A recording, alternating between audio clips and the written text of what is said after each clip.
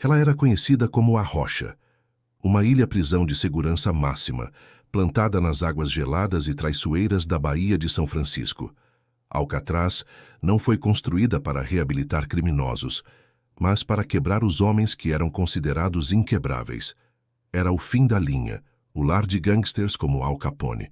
O governo americano tinha uma mensagem clara, estampada em sua reputação: ninguém escapa de Alcatraz.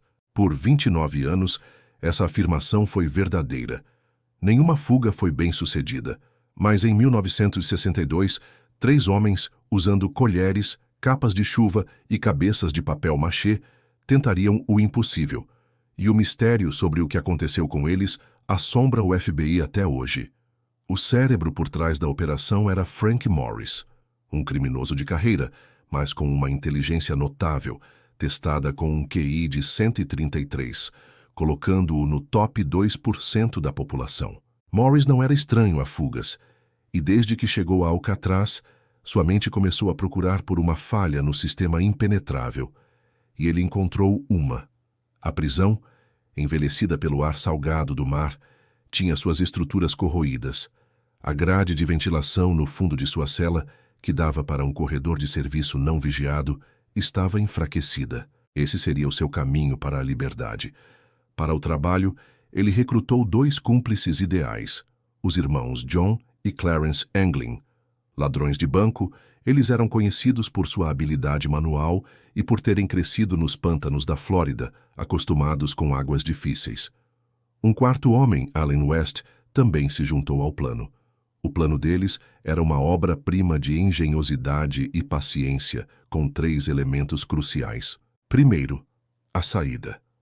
Ao longo de meses, durante a hora da música, quando o barulho dos acordeões ecoava pelo corredor, os homens usaram colheres roubadas do refeitório e uma broca improvisada, feita com o motor de um ventilador, para alargar os buracos em volta das grades de ventilação. Eles escondiam seu trabalho com pedaços de papelão pintados para parecer com a parede. Segundo, o disfarce. Como enganar os guardas que faziam contagens noturnas, iluminando as celas com uma lanterna? A solução foi assustadoramente criativa.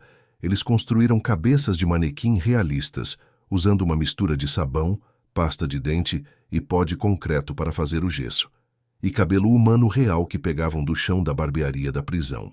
Colocadas nos travesseiros debaixo dos cobertores, as cabeças enganariam qualquer guarda em uma rápida inspeção noturna. Terceiro, e mais importante, a fuga da ilha. Nadar nas águas geladas era suicídio. Eles precisavam de um barco. No corredor de serviço atrás de suas celas, que se tornou uma oficina secreta, eles realizaram seu projeto mais ambicioso. Construíram uma balsa inflável de 4 metros e coletes salva-vidas, usando mais de 50 capas de chuva da prisão, costuradas e coladas para serem à prova d'água. Para inflar a balsa, eles modificaram um pequeno instrumento musical, uma concertina, para funcionar como um fole. A noite de 11 de junho de 1962 era fria e enevoada. Era a hora. Com o coração batendo forte, os prisioneiros colocaram as cabeças falsas em seus beliches. Um por um, Morris e os irmãos Anglin passaram pelos buracos em suas celas e entraram no corredor de serviço. Mas havia um problema. Allen West, o quarto homem, não conseguia sair. O concreto em volta de sua grade não havia sido totalmente removido e o buraco era muito apertado. Seus companheiros não podiam esperar. West foi deixado para trás. Os 3 fugitivos subiram por uma rede de canos até o topo do bloco de celas, arrombaram uma grade no teto e chegaram ao telhado da prisão, a 15 metros de altura. Desceram por um grande cano na parede externa do prédio, evitando os holofotes.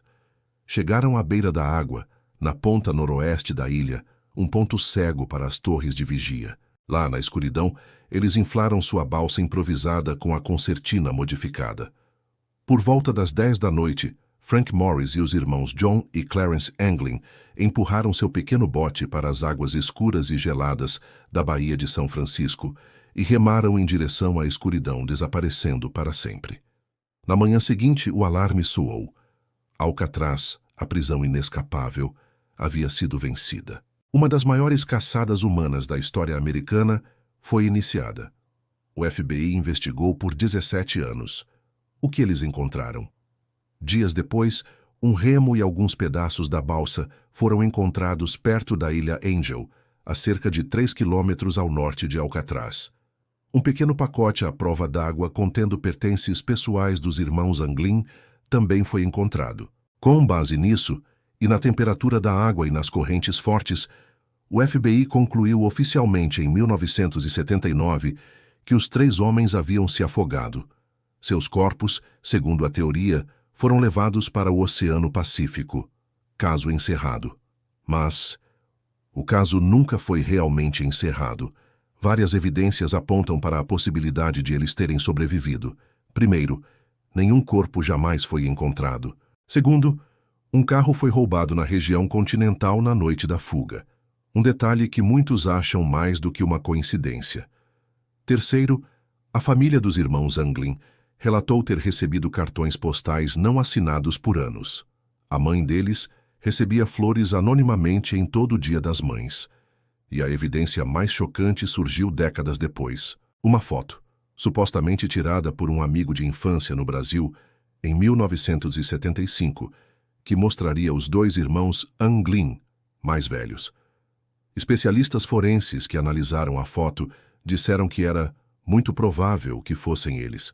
Além disso, em 2013, o FBI recebeu um cartão de Natal, supostamente escrito por um John Anglin idoso, afirmando que os 3 sobreviveram, mas que ele estava morrendo de câncer. A caligrafia foi considerada inconclusiva. Alcatraz fechou suas portas como prisão federal em 1963, menos de um ano após a fuga. O caso do FBI está fechado, mas para os US Marshals, o serviço que persegue fugitivos, o caso de Frank Morris e dos irmãos Anglin continua aberto. Eles ainda são considerados homens procurados. Eles morreram naquela noite fria de junho, engolidos pelas águas da Bahia, ou conseguiram realizar o impossível, chegando à costa e vivendo o resto de suas vidas como fantasmas, sempre olhando por cima do ombro? O mistério da grande fuga de Alcatraz permanece. Um lembrete de que, mesmo na prisão mais segura do mundo, o desejo humano pela liberdade pode ser a ferramenta mais poderosa de todas.